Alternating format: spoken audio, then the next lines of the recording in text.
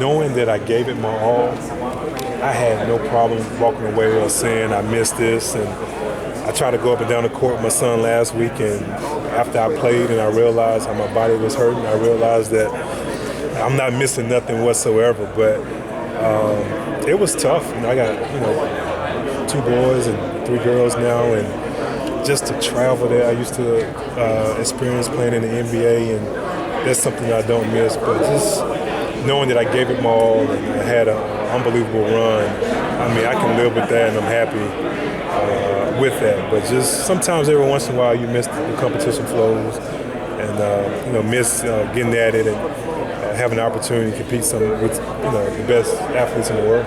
Is there anything that can replace that competition? Is there anything that can fill that void? Well, I got 5 kids and ripping and running around the house. I mean, it's a close second, but I think 16 years and like I said, college. I think after you've done it for an extended period of time, it just kind of goes away. I see my son; he plays in his games, and sometimes I might, get a little fidgety and like, I would have did that, but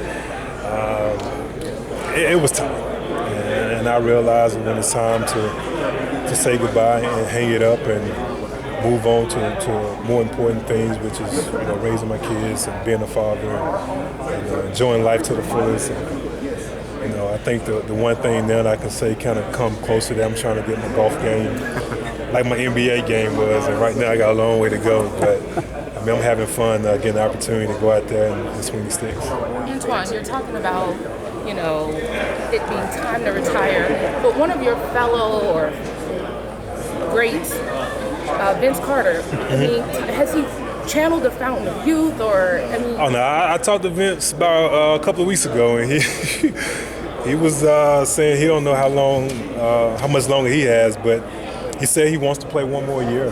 And it was kind of like right before the All-Star break, and he was like, playing at this level at the age of 40, I feel it. So, but he still loves it, and he's in a great role where he has some young guys that he's, in their ear and teaching them the ropes on how to be a professional NBA player for 82 games and things of that nature. So he's enjoying it, and sometimes we still text or talk at least once or twice a month, and I ask him how that body's doing, and he'll shake his head and he's like, I don't know what I'm doing, but then again I text him and he's like, I feel good, I want to do it another year. So my hat goes off to him, because like I said, I was going up and down the court and I stay in shape. I mean, I work out every day, but that basketball workout is totally different. But he's enjoying the competition, and he loves the organization in Memphis, and he says he wants to play one more year, so we'll see. Finally, talk about the honor and also the tournament being in Brooklyn. It's good. I like it. It's been a lot of hoopla about the ACC, being here in New York, but to me, it's the best conference in basketball, and I think anytime you bring a major conference to the state of New York, and I just think it gives it that much positive exposure, and it's the first time. I think it's a great experience, and I've been, I think, the majority of the fans have been spoiled, especially those in North Carolina who just have to drive anywhere from 30 minutes to maybe 2 hours to go see a major tournament. But I think it's great because we have a lot of fans here in New York who does get the opportunity to go see the tournament, and to have it here in the state of New York is great exposure, and I'm glad that it kind of moving around, because I think it levels the playing field for teams like Notre Dame, Syracuse. Hopefully we can go to Florida and kind of help out Miami a little bit, but it's good that they have it 2 years and they rotated, and I think after next year it's back in North Carolina and Charlotte, so hopefully it can bring bigger and better exposure. But I like it. Other than the snow and relating that to the ACC tournament, I didn't like that this morning when I woke up, but enjoying it and glad to be in New York to watch the ACC tournament. Thank you. You're welcome. I have one question. Yeah. How would your best Wizards team handle this year's Wizards team? How would our best Wizards team? Ooh, that's good. I think, first and foremost, offensively, you can pick your poison with us. Yeah. You know, you had myself who can pick and pop. You had Karan who can do it all from the post, mid-range, on the perimeter.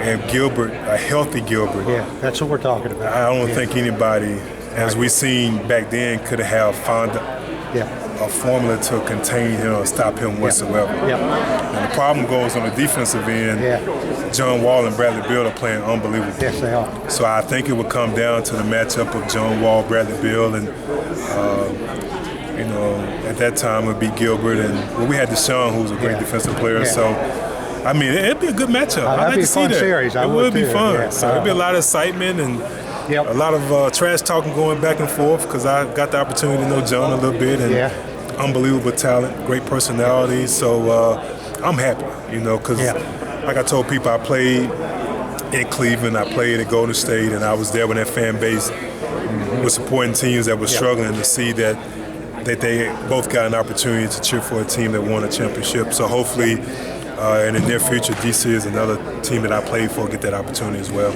Well, we'll see. Yeah, it should be fun, though. That's a good question. I think about that when I watch them play. Yeah, but I definitely take my team. I think I'd be the X factor of that matchup. Yeah, that matchup. Yeah, it'll be a great one, though.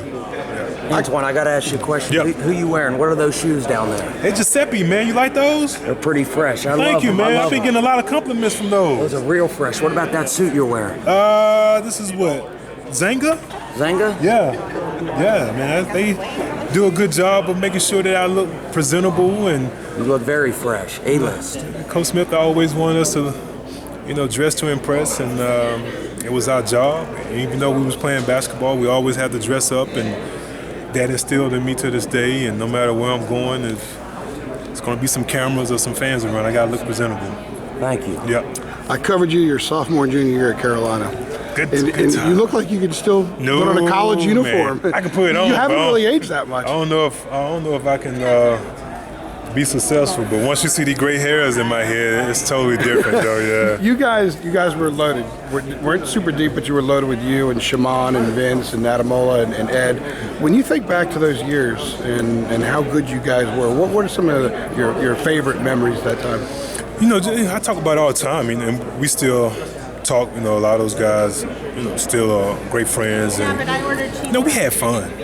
It was a time when the transition, you know, Coach Smith never allowed freshmen to start. And I think that class was the first class that started that, getting the opportunity to start for Coach Smith, and, you know, just the fun rivalries we had. Rick Barnes down there in Clemson, NC State right down the street, of course, our battles with Coach K and Duke, you know, what Maryland and what LeBron Prophet and Gary Williams, those guys had up there. So just having fun and just enjoying our college experience. You know, when I look back and I see, you know, throughout my whole career, you know, I wouldn't change anything. I wouldn't go back at one particular moment, except for that junior year when we had lost to Utah and San Antonio, because I felt like it might have been in discussions of one of the top basketball teams to ever lace it up. We just, you know, came up short, but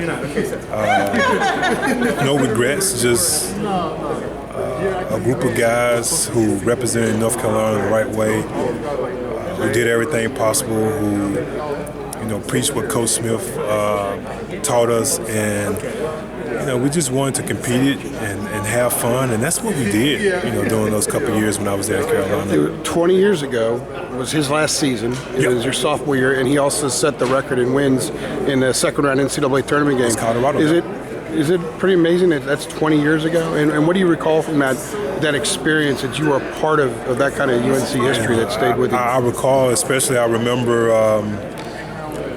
playing in Winston-Salem at the particular time, and so many of the greats came back, you know, James Worthy and, you know, Mitch Kupchak, and it felt like every player that put on that uniform, we was representing that whole night.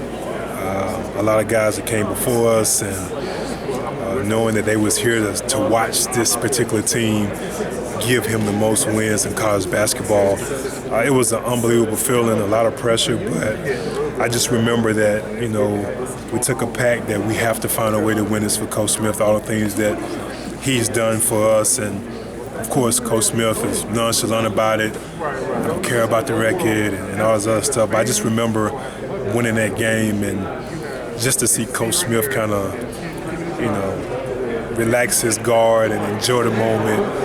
Mactar is telling him to raise the roof and messing with his hair and things of that nature.